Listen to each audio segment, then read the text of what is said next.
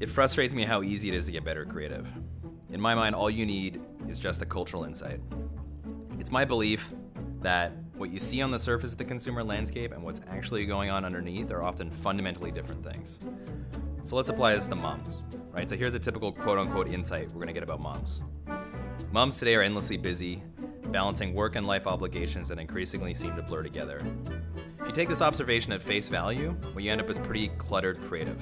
For example, hey mom, you work hard, now it's time to play hard with our brand, or you deserve a break, or most of the time it's about them, now it's time for a little you time.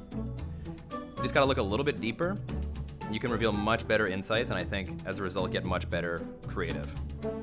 Take, for example, good journalistic observations.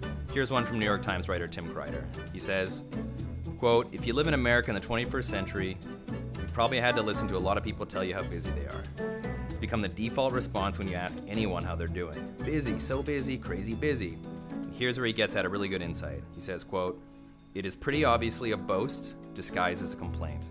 So I think this is getting at something profound. You just gotta look a little bit deeper, and you can get at the crux of a cultural insight. So let's take some research from the Harvard Business School as an example.